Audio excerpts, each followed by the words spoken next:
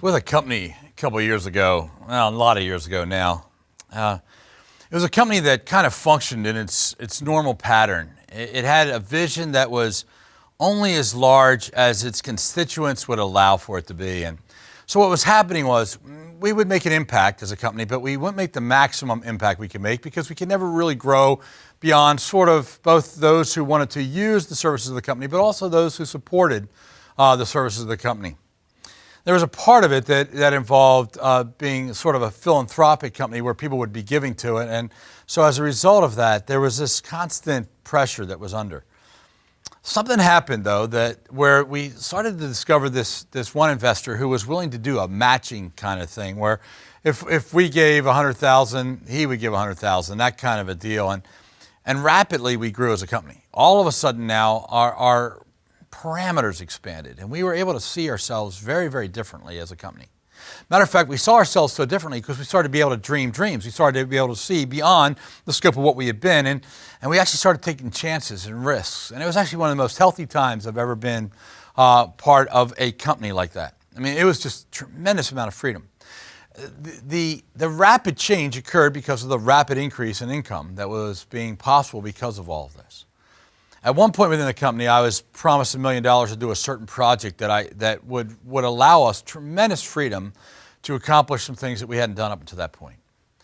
It was our Lynn's and my 20th wedding anniversary, so that gives you how many years ago that was. And we were away, and I got a phone call, and pretty sure that my boss wasn't going to give me a call on my anniversary if it wasn't significant. And so when I talked to him, I could tell by his voice something dramatic had happened.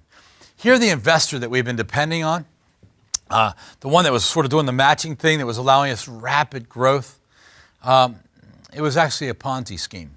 It was actually a con.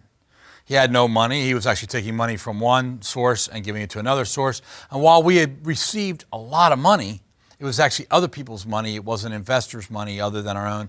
And to make us long story short, suddenly we found ourselves, not only were we without the resources, but in a significant amount of debt.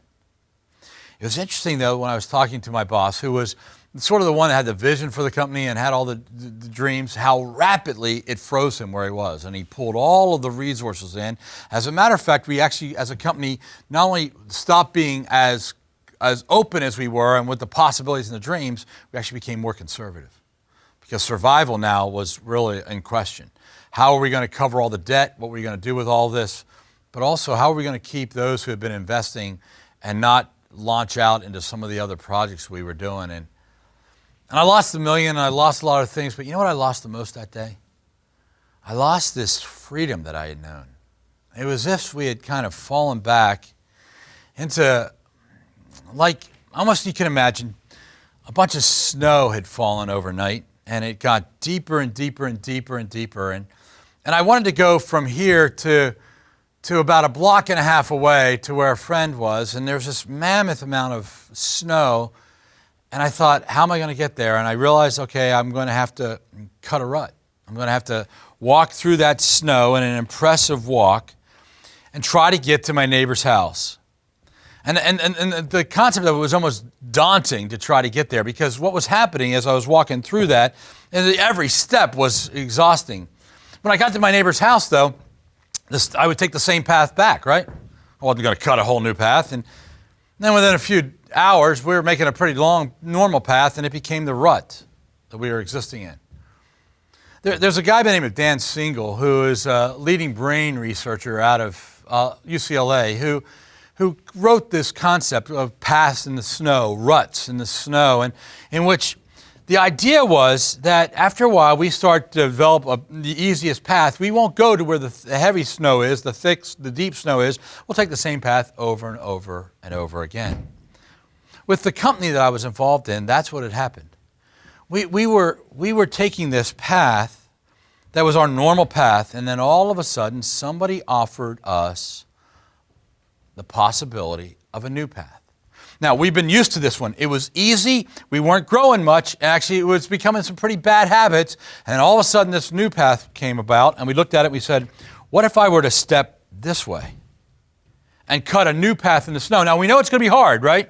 We know it's going to be a difficult path, but it might be worth it. And we had the resources and the energy to do it, right? And after a while, this would become the path that we would take instead of this. But when everything went bad, you know what was interesting? I watched. We all backed up as quick as we could, and we went down that old rut. This is the path of our lives. You know what? That's a company. It's money. Yeah, it involved people and different things. But it was far less damaging than the ruts in your life, the ruts in my life. The ruts that we've become after a period of time to be the pattern of our lives and how we live.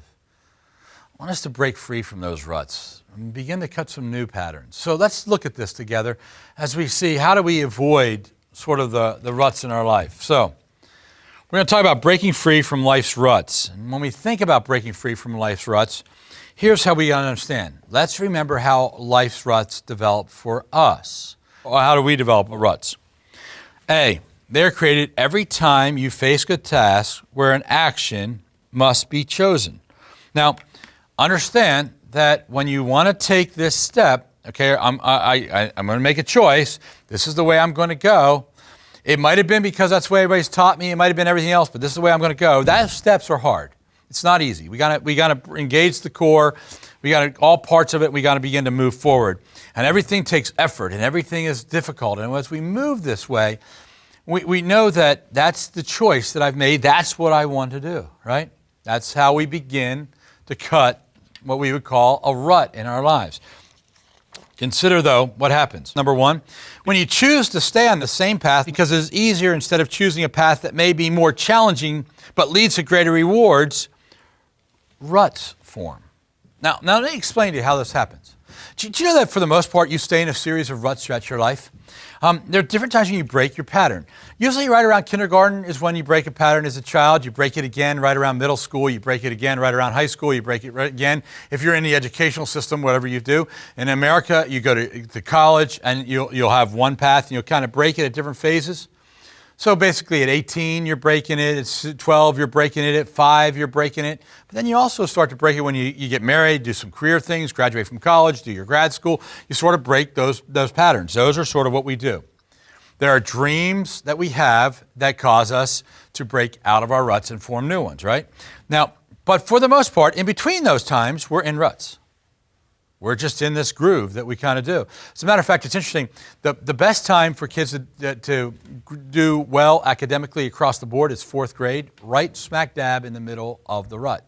It's in between kindergarten and 7th grade, and in there our grades tend to be highest because we're in the rut. We know how to do it, right? Now, they're not bad ruts. They're just not life ruts. You're going to have to get beyond these. You have to grow, right? But we also have other ones. We have ruts sometimes, guys, when we're about 40, when we hit this crisis of who we are, that we thought maybe we'll get out of our rut, or maybe when we're hitting retirement, or maybe at 50 when we're realizing our career isn't going to go where we think. Or we have different other times when we sort of naturally break out. But for the most part, because of our desire to have life easier, we sort of stay in these paths. Now, freedom might be over here. Greater challenge might be going over here. But this is sort of the way we kind of dwell and live. There's another problem that comes with ruts. Look at number 2. When you choose to cut a new path by initiating a new behavioral response, you challenge the old ruts and begin to establish new ones. Here's the problem. There is nothing about what I just read that sounds easy. So this is the easy path, right? This is it. There's nothing hard about this. So we just cut it in the snow. I'm not going to go to a new trail. I'm staying here. It's what we cut, right? So everything about this sounds hard. Everything about this sounds hard. And depending on where you are in your life, we'll keep opting to stay in this. And the problem is men in ruts, especially bad ruts, don't do well. We don't. No human beings do well in this, but if you're called to be a knight, if you're called to be a leader, if you're called to make a difference, and you're in an old rut, you kind of do the same thing over and over again, and when you do the same wrong thing over and over again, you're not going to get any different results, right? We keep moving. We keep doing this, right? I want you to consider this. Look at B. When do ruts tend to develop? Well, they tend to develop in childhood. As children, we naturally choose the easier path. You know that? That's true with kids. They naturally do. How do we know that a child wants attention? Well, they cry. Little baby, they cry. Now, guys, you know it's good to get out of that habit, right?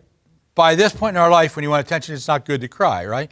Although some of us still do. But for the most part, This is what a child does. It's in a rut, and we have to realize that that child will never grow if we just play by its rules. We got to teach it to talk and walk and function and all that kind of stuff. So we're constantly trying to pull it out of the ease and put them into a new rut.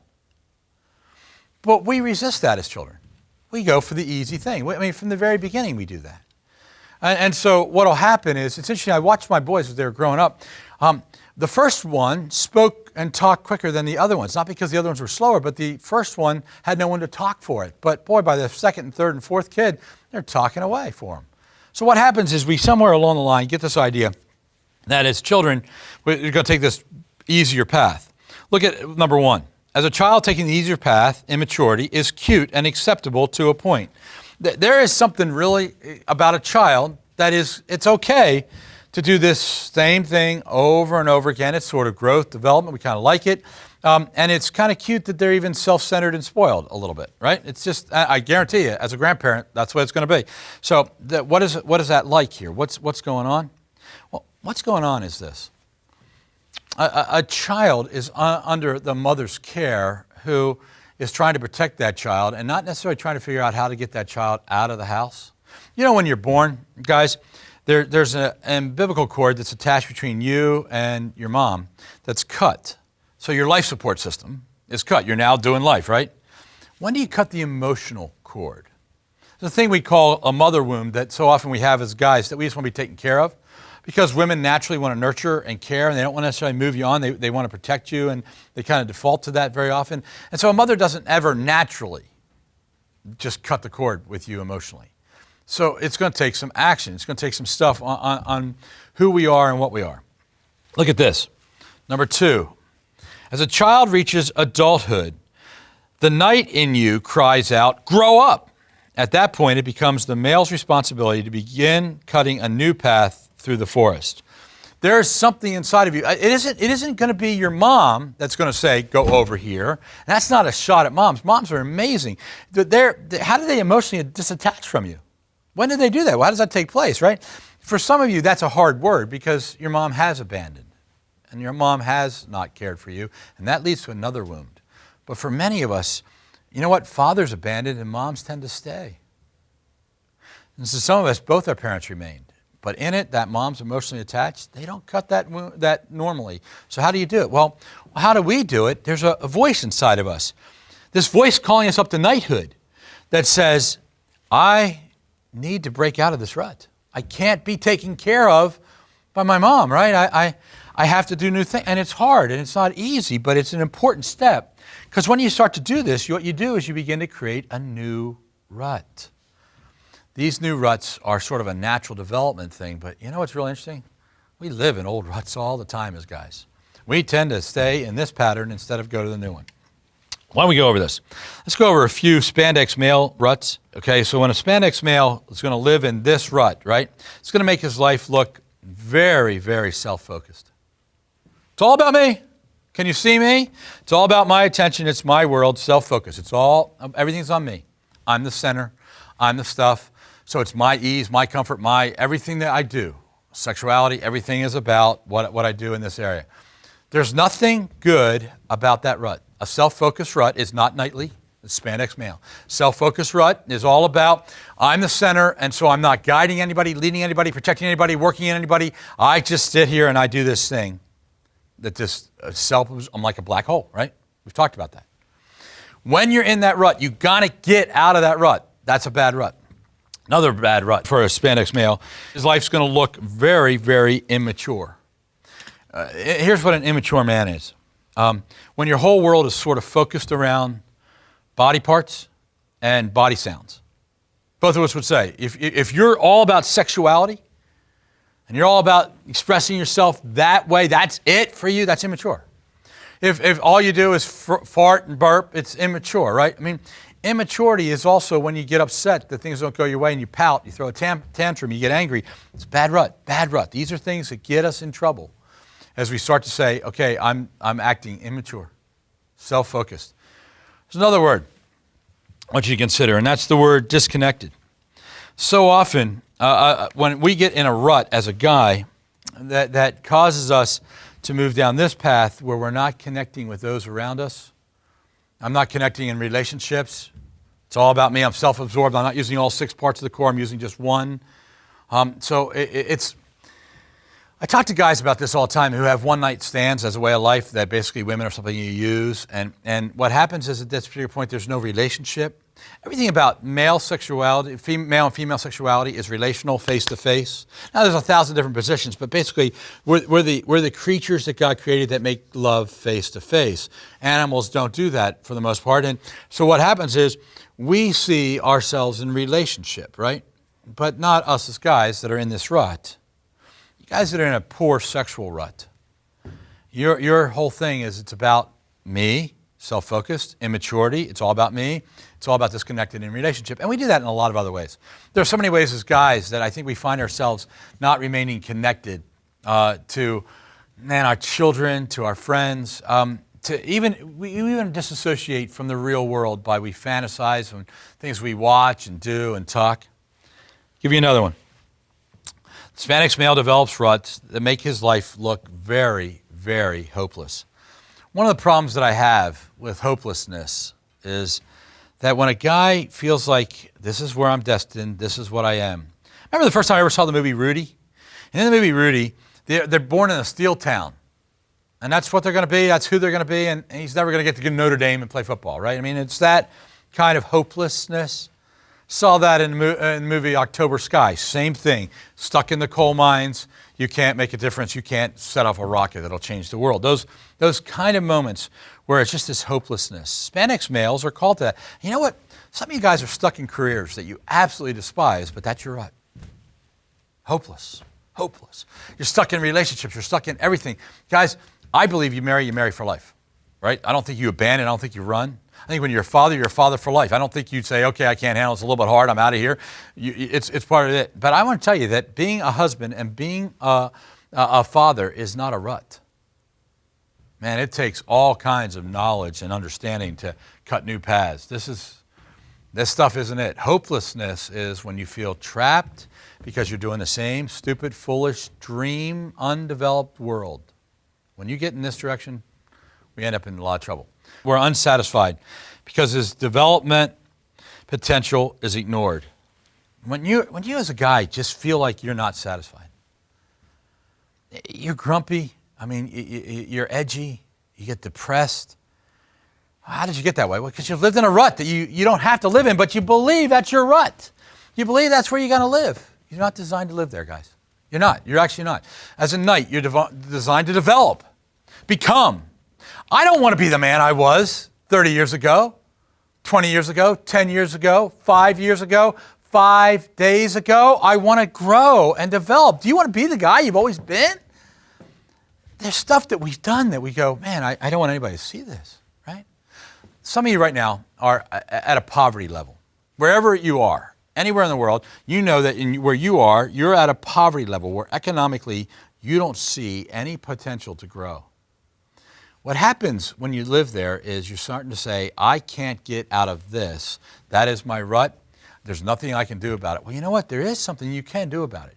Now, depending on where you are, the extent of which you can grow within that rut to grow outside that rut is wavering because it might be what your culture allows. But the reality is, guys, that it's stepping all over your potential. The last one I want you to look at is that you'll become directionless, like as if you have no purpose. Now understand this. You're in a rut, right? How far can you wander, right? You're in this rut. How far can you go? But the reality is, guys, when you're just in a rut over and over again, you're not thinking, you're just directionless, wandering around, and life doesn't have purpose. Everything about the core has purpose. Everything, when it all comes together. But this rut, man, has sold you out. All right, how do you get free? How do we get free from that rut? Roman numeral 3. The knights must learn how to break free from his ruts. No longer Hispanic male, right? Knight. And begin to change his choices. It's so cool that you and I get to be involved in changing choices. And I'm going to challenge you to do something. Now, we call what you get together with after this, we call it campfires, right? Get together with a group of guys. And I hope you've been doing that. If you're able to, you got to have a team of guys around you. This is part of what makes this whole thing work is guys interaction together. We call it campfires because it's guys sitting around talking about life. I'm going to change the word for today. Now, we actually teach 5 years on this level of Knights of the 21st Century. First year is called Squire, year 2 is Warrior, year 3 is Oracle, year 4 is Round Table. That's the word I want you to use now. Round Table, I want you to change this very differently because here's how I want you to approach this. When you're living in the rut, you can all sit around and share about it, and that's pretty much how we're doing life. Now, I don't want you to live in a rut, but it's easier to do that. So that's sort of campfire-ish. We actually want you to push each other outside of each other's ruts. So I want to just change the word for just a minute so that you can think differently. I want you to envision a round table, and you're all knights, all of you. You pull your sword out of the sheath, and you bang it down the table. And every sword's pointed to the center of the table, and we are about to do something that will change the kingdom. So we're not just doing life, which is cool. We're not just helping each other. That's cool. But we're actually going to take some leadership role. When you start to think about getting out of this rut and start to move back and to start to cut a new pattern, a new rut, and all the work that's associated with that, it's one of the most knightly, manly things you do, and you're going to need a group of guys to encourage you and help you. So put those swords down. So when they start saying, this is what I'm going to do, bang your sword on the table. Said, yeah, we'll help you do that. Because I'll tell you what, cutting a new path is hard, and it'll help you to have guys encouraging you to do it. All right, so look at, if you would, A. You must first choose to cut a new path. Here's what I want you to do. I'm asking you right now to go into your campfire and at least 2 or 3, let's say you have 8 guys in your campfire group. I want 2 or 3 of you to do it like a round table kind of thing. And I want you to say, I have been doing this, and now this is what I want to do. I want you to choose. I want you to not only choose, I want you to identify what you're going to do. It might be something to do with your body. It might have something to do with relationships. It might have something to do with your soul, you know, the parts of the core. It might have something to do with a lot of those things. What I want you to do is I want you to share. Now, I'm not going to ask you all to share. And I want you to feel like you're letting everybody down if you don't share. But I think if we could have 2 or 3 guys say, here's what I'm going to do in your group, it's going to make the world of difference because you'll be amazed at what it's like to have a guy bang his sword and say, I'm with you on this. I'll help you. One guy might already know a path that you can help you to get to. Because, see, there are good ruts. There are bad ruts, and we got to pick where we're going to go with this, right? You know, it's interesting. In America, there's a thing called the Oregon Trail. It kind of reaches from Kansas to Oregon. And even today, if you go through the mountains, you can actually see the trails that the covered wagons, the Conestoga wagons went through as people went across. But if you were to go to that part and follow the trail, you will find along the way there are all these cities. In fact, let me name some of the cities that you'll find along Oregon Trail. There's St. Louis, there's Kansas City, there's Lincoln, Nebraska, there's Jackson Hole, Wyoming, there's Twin Falls, Idaho. All those cities were actually born out of this movement we call the Oregon Trail. Now, how did that happen? They're going from here to here. What happened? Along the way, people were in the ruts, in the grooves, following, and they got to a place, they said, look at all the land here. Look at all the potential here. And they got out of the groove and they cut a new path. And we have these cities that are dotting the United States that have come from people cutting new paths. Now, somebody had to cut the Oregon Trail too. But as you're following it and you break off and you cut and you start your own path and you start your own city, things develop out of that. And guys, you better bang your swords when a guy gets near doing that. It gets pretty exciting. And you go, okay, as a round table, we're going to make a difference. We're actually going to, in this case, build cities. In your case, maybe change the world. Certainly bend a forest or two. Look at B. What happens to us when we choose to cut a new path? As a result, you'll have to pay a life toll, which is necessary payment to grow from a male to a man. Now, this is hard. I'll tell you that in order for you to leave this path and go on that path, you're going to have to let go of some stuff. You know what I mean? Because this is comfortable, right? This feels good. I remember the organization I talked about in the beginning? When everything caved in, we shouldn't have abandoned the new path because the ideas were right. It would have taken us where we need to go as an organization, but we panicked. Sometimes you have to let go of certain stuff from the old to grab on this. But we were so committed to the old rut, which has some good and some bad in it, that what happened was we never were able to move forward. Now, it's going to cost you. It'll cost you energy, it'll cost you time, it'll cost you resources, it'll cost you a lot of things to cut a new path. So just so you know, the temptation's always going to be, I'm stepping in a path, oh, this is hard, I want to get over here and go back. Okay, that's the temptation. That's why having guys do this in your life is huge. Let me give you another one. You must be willing to suffer discomfort and fight through the exhaustion that comes with change. One of the things that I get excited about whenever we talk about this is guys. I have watched guys athletically do things as a unit that they never would have been able to do on their own because guys are pushing them. So when we get together in our round table, and you tell the guys you're going to step across this way, when you do that, just so you know, you're going to need guys encouraging you because it's exhausting. It will cost. It's okay, it's going to cost you. I know that for me personally, I had certain ruts in my life that are gone now. But when we started to think in terms of how do we make a difference in the lives of men, you know what? There's a tough path to cut. Now, we had some other paths that have been cut by other groups and other things at different times. And we've all had some life experience that we brought to the table when we started to do this. But you don't think it's without cost? Do you know that every one of my children have been attacked some way spiritually? My wife, some way spiritually, since we started doing this.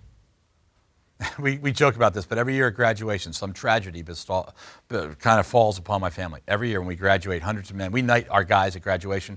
We had 720 guys graduate this year, and when we did, it was interesting that every year it costs us greatly. And that's just the group that we just deal with, not all the other groups like your group. This is just our group that we teach each week. The cost of it is overwhelming. You need to know that. But it's worth it.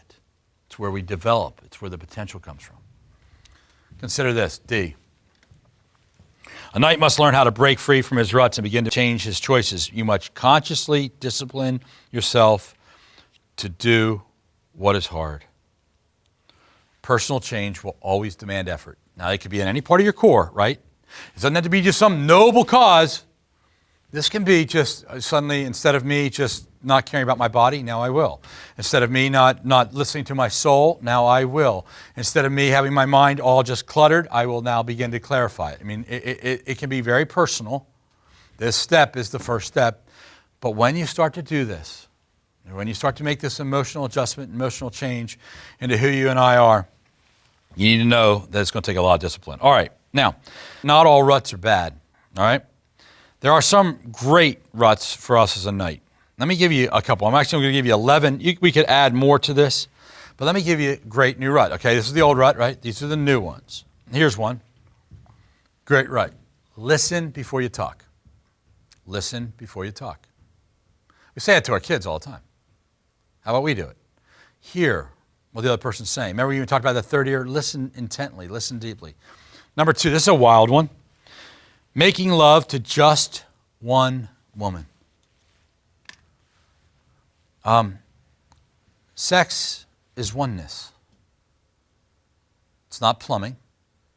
It's not an expression of just a few bodily juices. Sex is oneness as God designed it. He designed it for it to be between you and one other person because the amount of intimacy of oneness is not available on multiple relationships. So here, a goal for you. Make love to just one woman. Now, if you say, well, it's too late, okay, from now on, challenge. Make love to just one woman. And that doesn't mean that you stop making love to your wife now and find another woman. It means that just one woman, the woman you're with. When you do that, you practice sexuality. When you don't do that, you practice sensuality. And trust me, sensuality is not fulfilling. Only lasts how long? 7 hours, 7 minutes, 7 seconds, right? It just doesn't last very long. Let me give you another one. Good new path. Protecting the hearts of all women. I love this. This is a big change in my life, protecting the heart of every woman. By the way, it does not mean spoiling all women. That is not protecting. Spoiling doesn't protect your children. It doesn't protect friends. Spoiling, we're not talking about giving a lot of gifts. Protecting means that I'm the Secret Service agent. I got you covered. You're behind me, I'm looking out, I got you covered. This is protecting the hearts of all women. A very, very good rut. Matter of fact, if I can get a generation of men doing that, we will revolutionize the world. We will change the forest. We will rebuild the streams with the stones placed across it. We will so deeply connect that I think the world in which we've seen would change dramatically. It's one of the greatest honors that a man has, and we've lost it. Okay, let me give you another one. D, think before you act. Thinking before you're acting. See, a lot of us have been running down this path, just acting away, all this little stuff that falls down as a result of what I've done. I want you to start to think before you act. I want you to take time, new rut in the snow. I want you to think before you act. What happens when we do that? One time I hit one of my kids. They wound one of the other kids' head up in the window in the backseat of the car. And I remember I went back and I just let my hand fly and snapped and hit him. I spank my kids, but guys, I don't ever hit my kids out of anger, right? So I had to pull the car over, ask for forgiveness, apologize, because I didn't think before I acted. Some of you have been abused, and it's so painful and so wrong. I'm glad it didn't happen very often in my life with my guys, but I got to learn to build a new path. Think before I act. Don't react. Easy path, hard path. Okay? Let me give you another one. Serving those you lead. Servant leadership is everything. We'll talk a lot about that. If you really want to get where you need to go as a man, you're going to learn when you lead, it's because you serve. F, have the tenderness and empathy for all children. All children. Value kids. Value innocence. Tenderness. When you walk in a room, let them go, I'm glad you're here, as opposed to, ooh. Some of you have actually functioned as predators. It's a horrible path with tremendous destruction. Stop it. New path. Get help. Get help. Because that path is destroying. Get over here. Tenderness for all children, okay? G, keeping an encouraging tongue. Man, that is a great new rut to have. Because when you encourage instead of tear down. I read a book that was called The Seasons of Life about two coaches. One was a professional football player that was now coaching another guy. They were coaching for a high school team. And they said this statement. I love this statement every time I think of it. They would go to their players and they would say, what are your coaches' jobs? And the players would all yell back, to love us. And then they'd say, and what are your jobs? To love each other, they'd say. Yeah, it's that team consistently, year after year, is one of the leading teams of football on its state and the high school level. I love that whole idea of being an encourager, building up. Tony Dungy talks about that in his books, about how he's approached life. In fact, I don't think I've ever heard a negative word come out of that coach's mouth. He's just an encourager, no matter what you do to him and how much you hurt. Great new rut for us to do. I'll give you the next one. Consider H, staying loyal to other knights. We're going to sit around a round table here as a group of guys. Maybe that's a great place to begin. Begin with your campfire. When a guy tells you something, keep that confidence.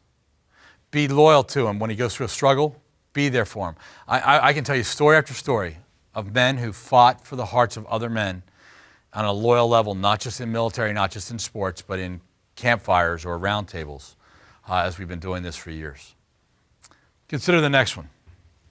Great new rut. Mentoring others wisely and gently. You know what?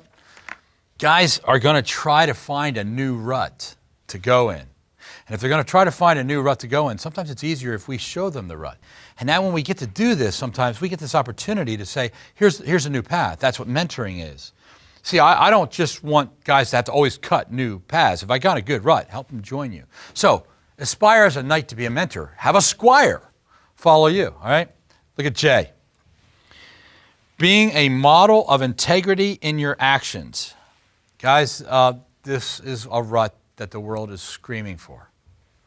When you say politician, do you think positive or negative? When you think certain professions and employment, do you think they're people of integrity or not? When you think of somebody of integrity, you want to automatically follow their rut. It's such a cool thing. So, you be a model. Be a model of integrity. Tell the truth, even if it costs you. Not the old rut where lying was easy. This one, where truth is key and hard, but consistent. New path. Finally, great new rut. Continually remaining a lover of all that is good. All right? All that is good. So as we give, as we're modeling, as we're being a demonstrator of that which is good, the world around us should be confident that what we do will be the good thing, not the selfish thing, right? Not all the other things. All right, now, there is a guy in the Bible. His name is Zacchaeus. He was around during the time of Jesus, and he was a short guy that collected taxes from people and stole money, and he wasn't a good guy. Jesus Christ has an encounter with him where Zacchaeus is up in a tree wanting to see Jesus. Jesus is sort of the famous guy of the day. Zacchaeus in a very clear rut. Jesus comes along and he says, hey, come down from the tree. I want to talk to you. And in fact, I want to go to your house for dinner. And he goes to his house for dinner. And when Zacchaeus comes out of the house, he is changed from this rut to a brand new one. Very hard change. You'll hear how hard it is. Listen to a couple principles that we get from watching that in our nightly news from Zacchaeus. To make a new rut, a choice to begin must be made. Underline begin. A, search for a truer, more adaptive pattern of behavior. You have to search for this. You don't just naturally find new ruts. You got to look. Zacchaeus is up in a tree. He's searching. B, be willing to change. He's in a tree. He's willing to say, you know what? If something is valuable here, I'll consider it. Jesus says, come on down here. Let's have dinner. At the end of dinner, listen to what Zacchaeus said. Zacchaeus said, I will give half of my wealth to the poor, Lord, and if I've cheated people on their taxes, I will give them back 4 times as much. You don't think that's a new path? You don't think this old rut got replaced for this rut over here? Zacchaeus came out and he viewed himself very, very differently. So that's principle C. Clearly select which rut to leave behind and which new path to take. Clearly choose. I'm leaving that one where I'm stealing people for money. I'm not going to let money be my Lord anymore. I'm going to change my behavior. Last one. Declare the new direction by burning the old bridges and telling others about the new you. This is such a cool thing. He came out and said, it's over. I burnt the bridges. Sometimes when you abandon this old rut, you got to really make sure that the path back to it is very, very hard. Because it's tempting. It's hard to cut the new one. But what happens when you and I start doing that? I think a group of men sit around a table and they say, this is the knight I want to be. And the other guys bang their swords and say, yes. Call each other up to this. Get excited about this. And when we start to get excited about this, you're going to find multiple ruts are going to start to be developed, brand new ones out of the old ones. And these new ruts will change the direction of the forest. It'll cause the culture around us to be different. This, what we've been talking about, involves all the parts of our core, all 6 parts. You're going to have to bring the shadow under control. You have to have your body. You have to have the spirit come alive. All of the parts of the core are going to need to come together for this. And you're going to need guys to help you do it.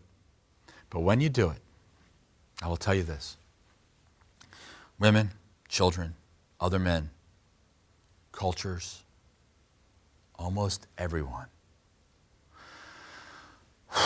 will sigh and say there's new hope, new possibilities, because you had the courage to abandon your old ruts that weren't good and build new ones. Thanks for joining us on that journey.